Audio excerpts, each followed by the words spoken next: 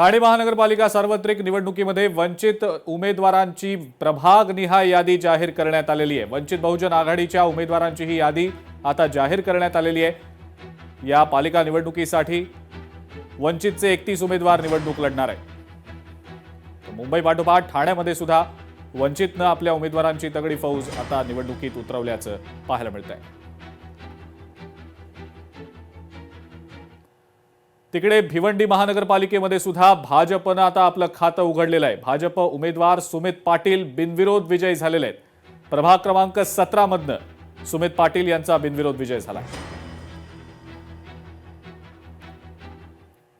महाराष्ट्राचे मुख्यमंत्री माननीय देवेंद्रजी फडणवीस यांच्या नेतृत्वाखाली महाराष्ट्राचे भारतीय जनता पार्टीचे प्रदेशाध्यक्ष माननीय रवींद्र चव्हाण साहेब, माननीय माजी केंद्रीय मंत्री कपिल पाटील साहेब यांच्या आशीर्वादाने आणि माननीय निवडणूक प्रमुख इथले आमदार महेशजी चौगुले साहेब यांच्या सर्वांच्या प्रयत्नाने आज मी या भिवंडी महानगरपालिकेमध्ये वार्ड क्रमांक 17 या ठिकाणी बिनविरोध झालेलो आहे। याचं कारण एवढंच की लोकांनी दाखवलेला विश्वास आणि मागच्या निवडणुकीमध्ये जी निवडणूक झाली 2017ची त्यावेळेस देखील भिवंडी शहरामध्ये सर्वात जास्त मतं ही मला मिळाली।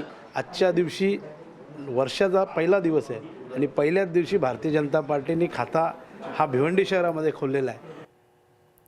महायुतीमध्ये सगळे सामूहिकपणे काम करतायत, आमची भूमिका समान न्याय देण्याची आहे, अशी प्रतिक्रिया आशिष शेलार यांनी दिलेली आहे। इच्छुकांची संख्या अधिक असल्यानं न्याय देऊ शकलो नाही आणि त्यामुळे नाराज उमेदवारांसोबत आमच्या सर्वांचीच चर्चा सुरू असल्याचं शेलार यांनी म्हटलेलं आहे।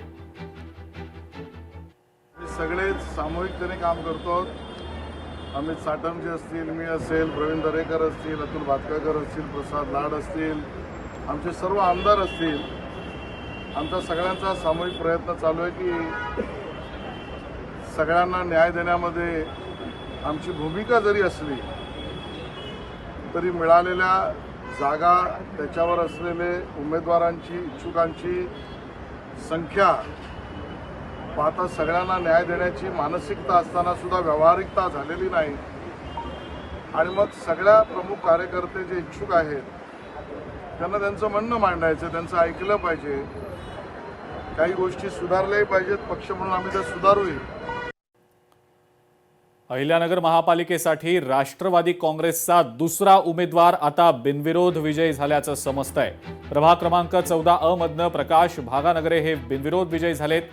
भाजप आणि राष्ट्रवादीच्या युतीत राष्ट्रवादीला 34 जागा मिळालेल्या आहेत। शिवसेनेचे उमेदवार ऋषिकेश रासकर यांचा अर्ज बाद ठरलाय, तर एका अपक्ष उमेदवारानं आपला अर्ज मागे घेतल्यानं भागानगरे यांची बिनविरोध निवड झालेली आहे। अहिल्यानगर महापालिकेची 2026 15 जानेवारीवर होणारी निवडणूक प्रभाग क्रमांक 14 मधील 14 ही जागा आज बिनविरोध झाली।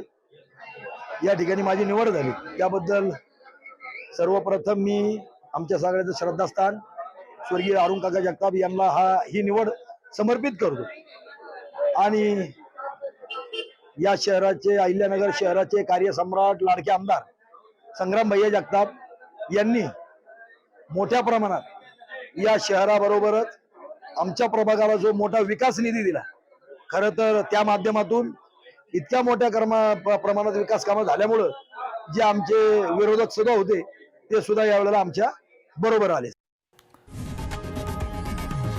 लोकशाही मराठी ऐका, पहा, जागरूक रहा।